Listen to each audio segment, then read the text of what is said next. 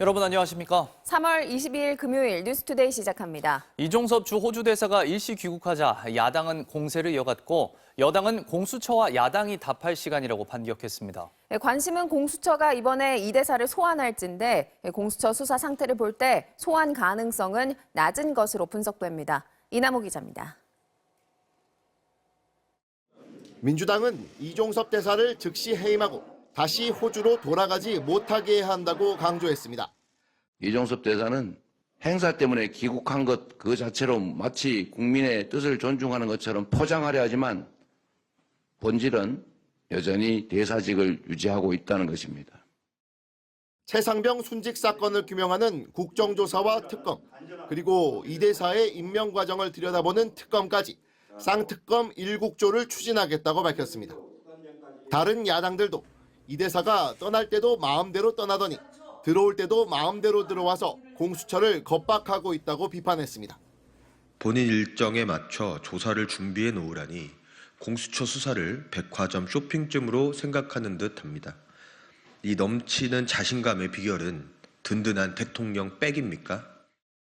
국민의힘은 정부가 외교적 결례를 무릅쓰고 민심에 반응한 것이라고 맞받았습니다.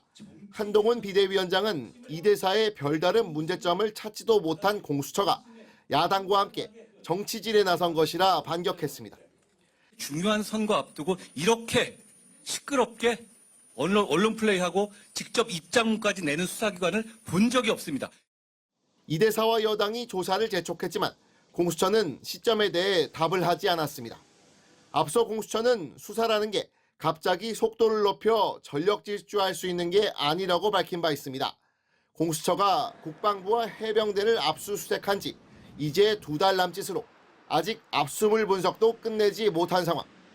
국방부와 해병대 핵심 인물 조사도 전혀 이뤄지지 않은 상태라 이 대사를 바로 조사할 가능성은 극히 낮아 보입니다. MBC 뉴스 이남호입니다. 작년 8월 국방부 장관이었던 이종섭 대사는 최상병 사건 기록을 국방부 조사본부가 재검토하라고 명령했는데요. 당시 실무자들이 댓글 조작 외압 사건을 언급하며 수사 외압 논란을 우려한 구체적인 정황이 포착됐습니다. 정상빈 기자입니다. 고위공직자범죄수사처는 지난 1월 압수한 국방부 조사본부 관계자의 휴대전화에서 작년 8월 최상병 사건 재검토 명령을 받은 뒤 이 사건이 과거 사이버사령부 댓글 조작 사건처럼 될 수 있다, 조심해야 한다는 취지로 주고받은 메시지 내역을 확보했습니다. 문자에서 언급된 건 김관진 전 국방부 장관의 정치 관여와 수사 외압 의혹 사건입니다. 이명박 정부 시절이던 2012년 김 전 장관은 총선과 대선 때 사이버사령부 대원들에게 여당에 유리하게 댓글 조작을 지시했습니다. 1년여 뒤 댓글 조작에 대한 수사가 시작되자 김 전 장관은 이번엔 댓글 조작 지시를 받았다는 핵심 진술을 번복시키는 등 수사에 개입한 혐의까지 추가로 드러났습니다. 당시 김 전 장관의 지시를 받고 수사를 축소했던 게 바로 국방부 조사본부였습니다. 이미 비슷한 일로 지휘부가 처벌받는 모습을 지켜본 조사본부 구성원들이 같은 일이 반복되는 것 같아 우려한 정황이 나온 겁니다. 최상병 사건 재검토에 관여한 조사본부 관계자는 명령에 따라 사건을 재검토하긴 했지만 나중에 문제가 될 수 있다고 봤다며 최대한 원칙대로 진행하며 모든 걸 기록으로 남기려 했다고 상황을 설명했습니다. 조사본부는 법무관리관이나 군검찰단 등 외부 의견도 모두 서면으로 받았고 공수처는 이런 기록들도 확보한 것으로 전해졌습니다. 이종섭 호주 대사 측은 군은 수사권이 없어 수사 외압은 성립할 수 없다며 법리적으로 처벌할 수 없다는 입장을 밝혔습니다.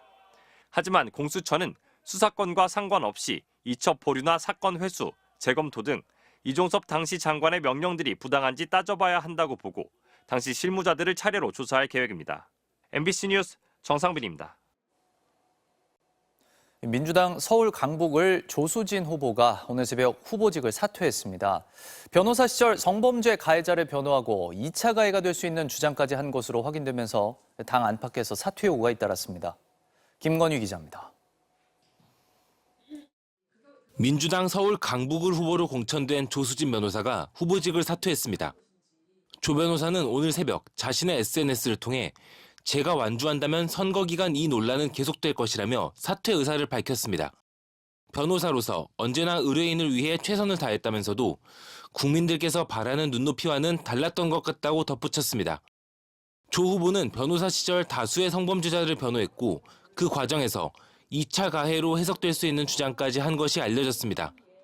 성폭력 혐의 피의자가 유리한 판결을 받을 수 있는 비결을 조언한 경력에다 가해자 편에서 변호 활동 중에 피해자에게 피해자답지 않았다고 몰아세우기도 했던 것으로 전해졌습니다. 이재명 대표는 국민들께서 판단할 것이라면서 공천 번복은 없다는 입장을 취했지만 조 후보는 당 밖에서 강한 사퇴 요구를 받았습니다. 속지 않은 마음으로 즉각 후보에서 사퇴해야 합니다. 이 정도면 성폭력 피해자들의 눈물 위에 우뚝 선 반인권 변호사 아닙니까?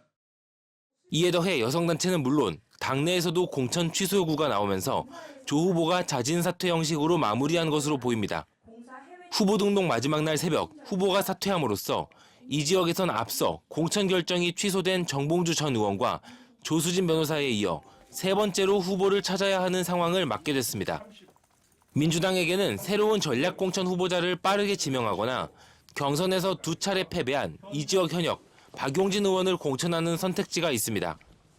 하지만 앞서 두 후보가 과거 발언과 행적 등의 논란으로 낙마한 상황에서 하루 만에 검증 가능한 새 후보를 찾는 것이 현실적으로 가능하냐는 지적도 제기될 것으로 보입니다. MBC 뉴스 김건희입니다.